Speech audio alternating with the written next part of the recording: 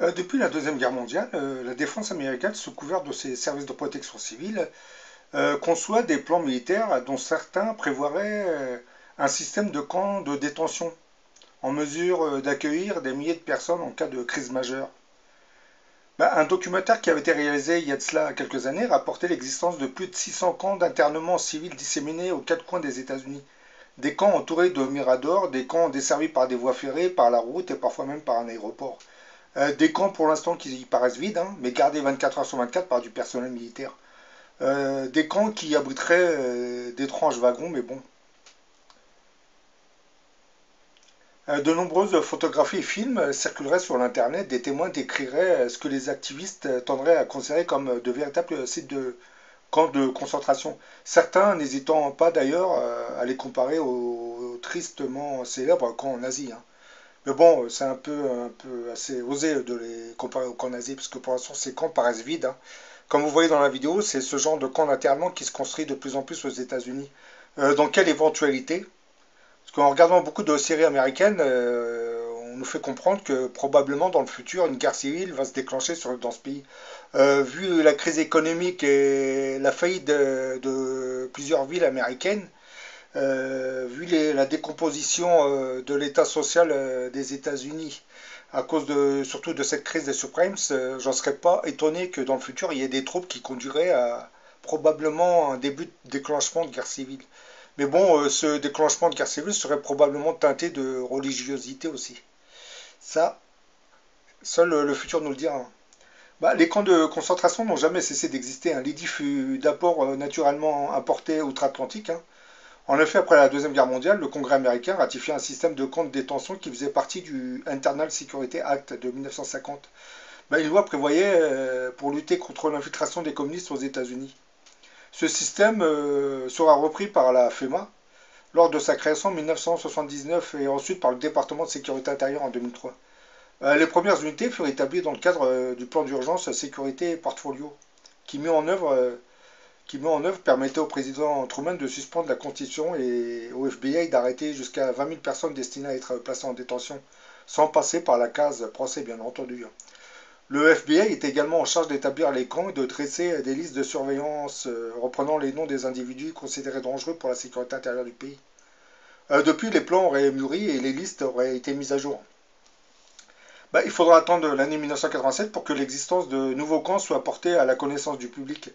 Cette année-là sera marquée par le scandale Iran-Contra, hein, une sombre affaire de vente d'armes à l'Iran dont les profits furent utilisés pour financer illégalement les Contras, hein, une organisation soi-disant terroriste de droite au Nicaragua.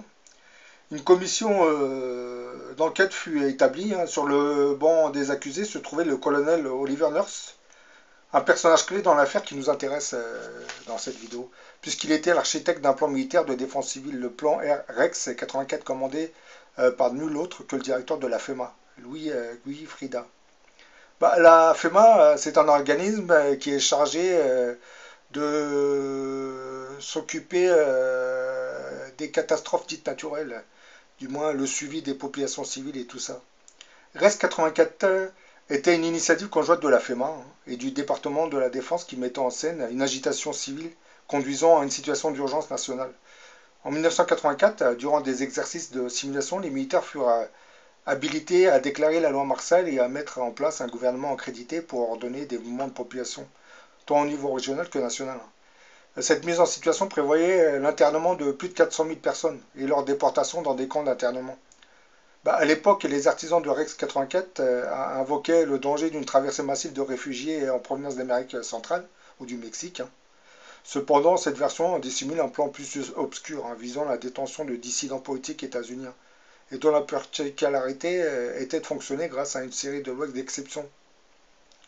Ces lois fourniraient tous les ingrédients de la mise en place d'un régime militaire. Déjà actuellement, sous prétexte de combattre le terrorisme, le gouvernement fédéral américain ne cesse de sécuriser le pays. Et en sécurisant, il impose un blackout sur beaucoup de choses. Et on militarise progressivement le pays, hein. On a l'impression qu'on prépare l'opinion américaine progressivement. Et c'est ça qui m'amuse, c'est que les agissements de Daesh, on a l'impression que on a notre malin qu'on appelle le diable, se servirait d'eux pour ultra sécuriser les pays dits démocratiques. Parce que le malin aurait probablement peur de voir ces pays se déstabiliser, sachant que c'est des pays qui exportent certains vices de la société dite moderne. Je parle de la pornographie, l'érotisme, tout ce qui a trait à la perversion de la nature humaine. Même l'avortement, c'est pour vous dire.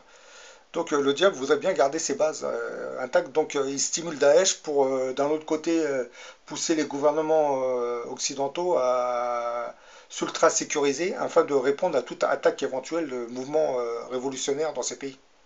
C'est assez ingénieux, mais bon, pour cela, il faut croire au diable, hein. Si vous ne pouvez pas trop croire au diable, vous ne pouvez pas comprendre ce que je suis en train de vous dire. Il se sert de Daesh pour ultra sécuriser les nations dites européennes, mais c'est pas pour protéger les peuples, hein.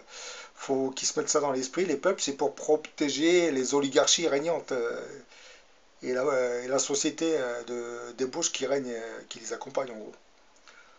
Les États-Unis sont-ils en passe de devenir une dictature militaire? Je vous pose la question, hein. Parce que la politique américaine menée dans le cadre de la lutte contre le terrorisme pourrait-elle inspirer la politique intérieure depuis plus de 50 ans, hein?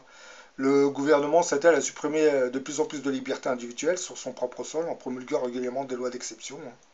La première d'entre elles remontait aux années 60. Les agitations civiles liées à la guerre du Vietnam conduisirent le président Nixon à signer un décret présidentiel qui déléguait les fonctions de planification d'urgence au département fédéral ainsi qu'aux agences fédérales, intégrant ce domaine d'action dans la sphère gouvernementale. Ces 12 dernières années, plusieurs contrats de construction de camps de détention auraient été signés entre le gouvernement et diverses entreprises. Le prétexte d'une arrivée massive de réfugiés en provenance des pays limitrophes des États-Unis semblait bien fonctionner puisqu'il reste une excellente façon de justifier les dix contrats. Là, vous voyez une carte, hein, vous voyez tous ces petits points bleus, c'est les endroits où sont construits les camps d'internement qui, je pense, vont être utilisés dans le futur parce que je pense que ces camps sont construits dans l'éventualité de troubles sociaux dans le pays qui vont conduire à une véritable guerre civile. D'ailleurs, à ce propos, lorsque vous allez sur la toile internet, certains voyageurs du temps expliquent qu'ils viendraient du futur à une époque où le territoire des États-Unis était confronté à une guerre civile. Une guerre civile que vous voyez souvent filmée dans certaines séries américaines, certaines séries TV américaines. On voit le continent, du moins le territoire des États-Unis, confronté à une mini-guerre civile larvée, hein, avec le gouvernement fédéral et des groupuscules un peu partout, hein, qui n'obéissent plus à l'État fédéral. Je pense que les camps d'internement, ce n'est pas vraiment de la fiction. C'est que le gouvernement fédéral doit savoir certaines choses sur l'avenir du pays.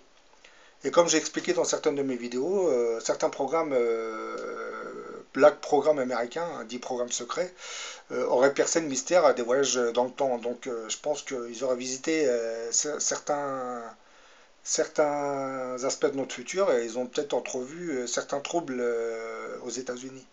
Donc en fonction de ce qu'ils ont vu, du moins en fonction des scènes qu'ils auraient vues du futur, aujourd'hui ils se préparent tout doucement en construisant ce genre de camp d'internement. Si les Américains continuent de subir le conditionnement lobotomisant de leurs médias, je pense qu'ils ne vont pas réagir jusqu'à la dernière minute, hein. Parce que ces camps de concentration, camps de concentration, il ne faut pas exagérer non plus, hein, parce que pour l'instant il n'y a encore personne. Ces camps d'internement, pour l'instant, ils sont vides, hein. Et je précise bien pour l'instant, parce que les troubles n'ont pas encore commencé. Mais je me pose cette question, l'avènement du grand monarque aurait-il un lien avec ça? Pourrait-il stimuler des troubles dans plusieurs pays de la planète? Ça, je me pose cette question. Parce que le grand monarque, on nous dit que ça serait un plan des Illuminati, parce qu'on nous présente le grand monarque comme un antéchrist. Alors, antéchrist qui veut dire antérieur au Christ, hein. On nous l'a dépeint comme un antichrist. On nous l'a transformé en individu qui va combattre le Christ. Entre antérieur au Christ et combattre le Christ, c'est deux choses différentes quand même. Je pense que l'antéchrist, c'est un monarque qui va venir avant le Christ pour nous préparer à sa venue. Et peut-être que ce grand monarque pourrait être à l'origine de certains troubles dans le futur. C'est des hypothèses que j'émets, hein. Bon, à la prochaine pour une autre vidéo.